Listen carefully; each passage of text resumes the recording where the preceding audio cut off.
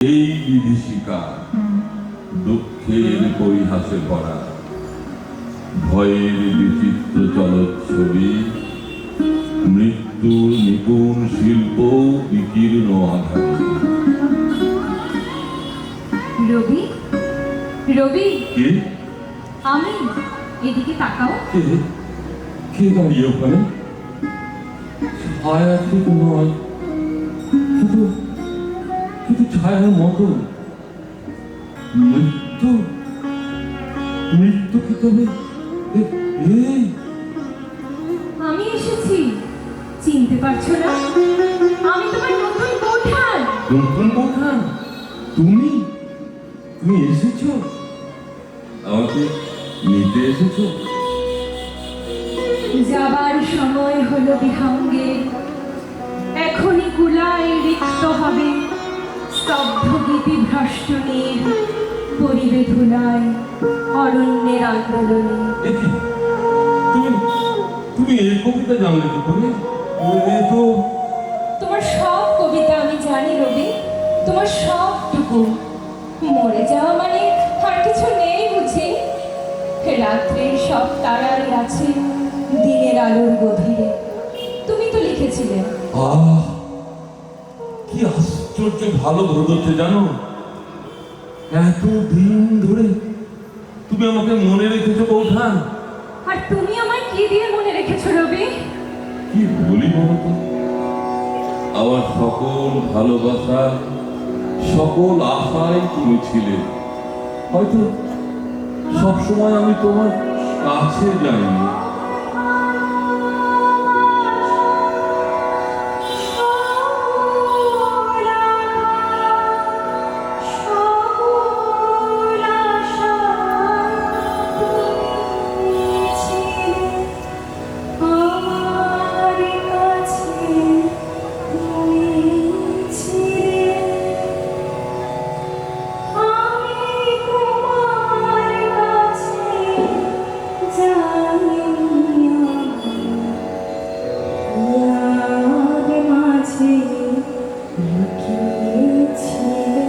ছোটবেলার তোমার কোনো কথা মনে পড়ে না রবি?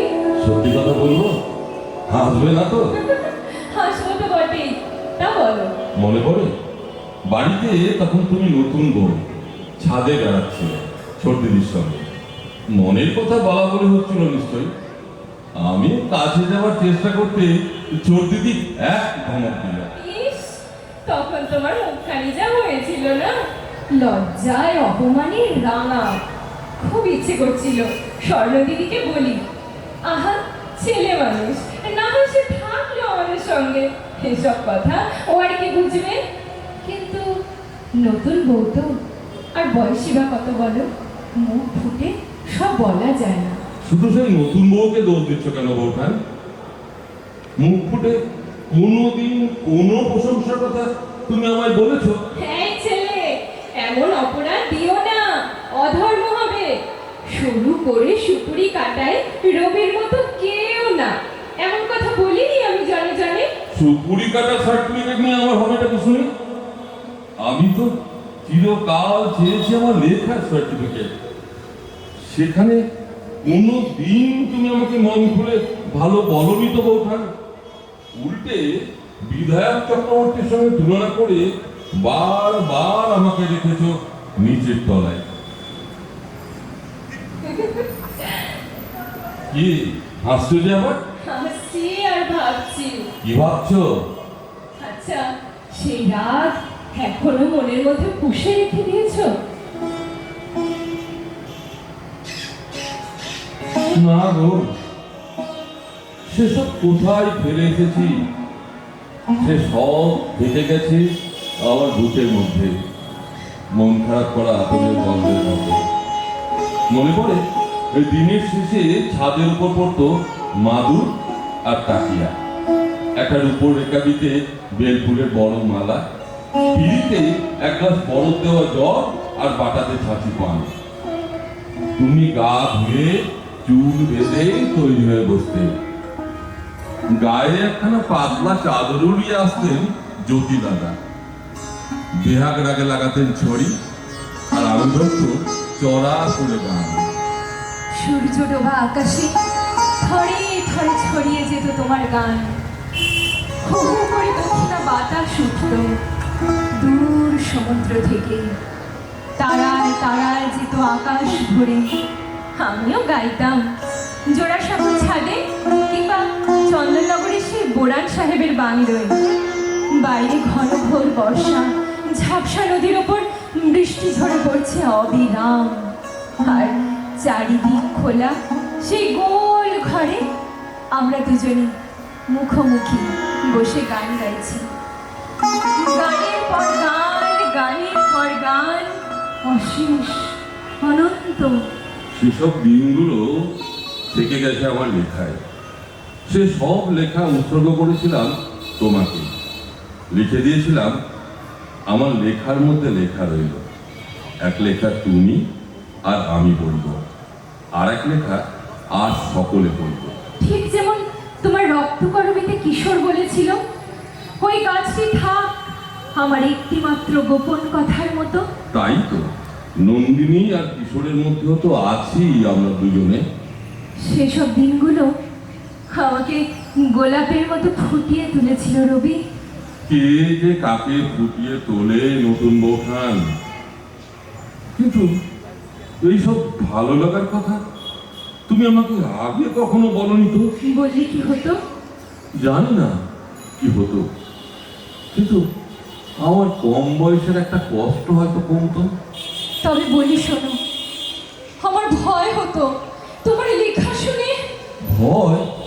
কিসের ভয়? মনে হতো হে এক আশ্চর্য গন্ডি কাটা সংসারে বোকার মতো নিন্দে করে তোমার বেঁধে রাখতে চেয়েছি। ভাবতে পারিনি জোর করে কাউকে বেঁধে রাখা যায় না, নিন্দে করেও যায় না, ভালোবাসা দিয়েও যায় না। তোমার তোমার দাদাকেও তো আমি বেঁধে রাখতে পারিনি রবি। ছি ছি বৌঠান, এ কি কথা? দাদা তোমাকে ভালোবাসতেন, খুব ভালোবাসতেন। আমি বুঝতে পারিনি ঠাকুরপো, আমি বুঝতে পারিনি। সারাদিনের পর বিকেল বেলায় তোমার গানের ওই ফুটন্ত গোলাপের মতো আমি উন্মুখ হয়ে বসে থাকতাম। তিনি আসতেনই না, কোনো দিন আসতেন না। থেকে যেতেন বীজতলার বাড়িতে। তারপর একদিন একদিন কি? বলো বৌঠান, বলো। বলতে কষ্ট হয়। আজ এতদিন পর তোমার দাদার জব্বার পকেট থেকে পেলাম একজন অভিনেত্রীর চিঠি। আমি তো সুন্দরী ছিলাম না, না কোনো কালে। সুন্দরী ছিল না? কি আশ্চর্য দুটি চোখ ছিল তোমার নতুন বৌঠান। আমি যতবার ছবি আঁকতে গেছি সব ছবিতেই যেন তোমার ওই চোখ দুটো ফুটে উঠতে চেয়েছে। কিন্তু এ বাড়িতে সবাই তো আমায় পছন্দ করেনি রবি। পছন্দ করেনি? কে?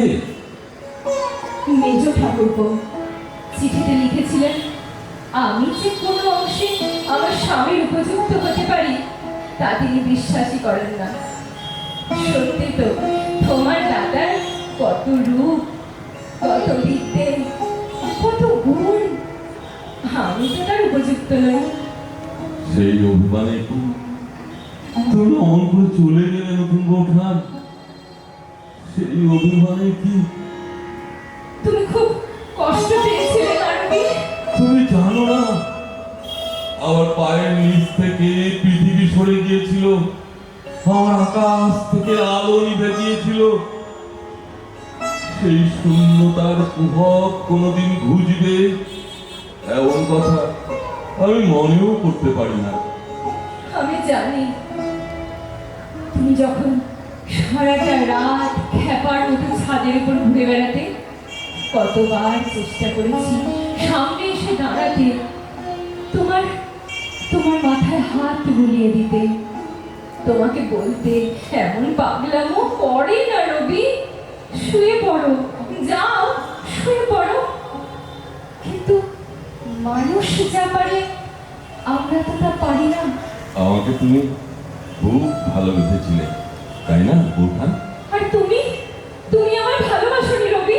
খুব খুব সমস্ত জীবন ধরে যত ভালোবাসা দিয়েছি তার সবটাই তোমার সঙ্গে মিশে আছে। এমন অনেক মানুষ আছে যারা এই ভালোবাসার অন্যরকম মানে করে, জানো তো রবি? জানি, কিন্তু তারা তো মিথ্যে বলে না বৌঠান। মিথ্যে বলে না? সবটাই কি মিথ্যে? ভালোবাসা যখন ছোট পুকুরের জল, তখন তাকে এ পুকুর ও পুকুর করে ভাগ করা চলে, কিন্তু যখন বন্যা আসে তখন স্নেহ, প্রেম, বন্ধুত্ব সব একাকার হয়ে যায়। এই তো দেখলুম সমস্ত জীবন ধরে। কিন্তু কিন্তু আমার কথা উত্তর দিল না তো বৌঠান। এমন করে কেন চলে গেলে তুমি? বিশুকে দিয়ে আঁথি মানিয়ে দাদার উপর এত অভিমান হয়েছিল তোমার? শুধু তোমার দাদার উপর নয়। তবে চুপ করে থেকো না বৌঠান, বলো। উর্মিলা, স্বর্ণদিদির মেয়ে। ভগবান তো আমার কোলে কিছু দেননি, তাই ওই আমার সব ছিল। তেতলার ছাদের বাঁকা সিঁড়ি দিয়ে হুড়মুড় করে নামতে গিয়ে সিঁড়ি নিচে উপর হয়ে আছে মেয়েটা। ওইটুকু দেহটা যেন তন্দ্রে মুচড়ে গেছে। থোকা থোকা চুলে জমাট বেঁধে আছে রক্ত। ও মা গো!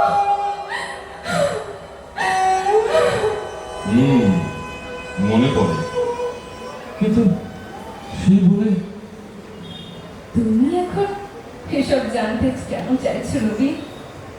সব প্রশ্নের কি উত্তর হয়? উত্তর পাওয়া ভালো। জানো, এই দিন দশেক আগে যেন ভোরের মধ্যে একটা কবিতা পড়ছিলাম, শুনবে? শুনি। প্রথম দিনের সূর্য প্রশ্ন করেছিল সত্তার নতুন আবির্ভাবে, কে তুমি? বৎসর বৎসর চলে গেল, দিবসের শেষ সূর্য শেষ প্রশ্ন উচ্চারিল। পশ্চিম সাগর তীরে নিস্তব্ধ সন্ধ্যায়, কে তুমি? পেল না উত্তর।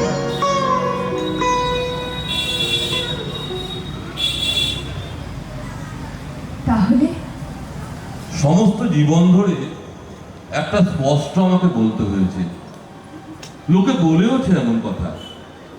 আমার বিয়ের কথা যখন চলছিল, তখন তুমি একবার আত্মঘাতী হওয়ার চেষ্টা করেছিলে, আর ঠিক 4 মাস পরে, না না বৌঠান না, উত্তর যদি না দিতে হয় দিও না। জানার যদি কিছু বাকি থেকে যায় জীবনে, থাক। ছাদে একটা বাগান করেছিলাম, নাম দিয়েছিলাম নন্দনকানন। মনে পড়ে? মনে পড়বে না? সেই বাগানটা ছিল আমাদের সব কিছু। নষ্টনী বলে একটা গল্প লিখেছিল ভারতীতে, তার মধ্যে ছিল তোমার সেই নন্দনকাননের ছবি। তার মধ্যে আরো অনেক কিছু ছিল রবি, সেটা নিছক বানানো ছিল না। কোনো গল্পই কি নিছক বানানো হয় বৌঠান? কত রন্ধ্র পথ দিয়েই তার মধ্যে জীবন এসে চলেছে। কিন্তু ওই নন্দনকাননের কথা কি বলছিলেন? আমি বুঝতে পারছিলাম আমার সেই নন্দনকানন শুকিয়ে আসছে। উর্মিলা চলে গেল, তোমার দাদাও সরে যাচ্ছে, আর তুমি খাঁচায় বন্দি শ্যামা পাখিটার মধ্যে যেন নিজেকে দেখতে পেতাম। বিষে যখন তার কাপড়ের বোঝা আমার সামনে মেলে ধরলে, নানা রঙের কাপড়, হঠাৎ মনে হলো মানায় না, মানায় না, এত রং আমার ঘরে মানায় না। কাকে বলেছিলাম, কেমন করে বলেছিলাম, কিচ্ছু মনে নেই। শুধু মনে পড়ে তার চোখ দুটো আমার মুখের দিকে তাকিয়েই আছে, তাকিয়েই আছে। ভিতরে যা কথা সব ফুরিয়ে গেল নাকি? আজ অনুতাপ হয় না? কতটা বাকি ছিল জীবনে, কত আশায়, হতাশায়, বিশ্বাসে, প্রবঞ্চনায়, অন্ধ দেওয়াল, আর সেই পাথর কেটে বেরিয়ে আসা, সম্ভাবনায় ভরা কত সব অভাবিত জীবন। 25 বছরে সব শেষ করে দিলে নতুন বৌঠান। ভেবে কষ্ট হয় না তোমার?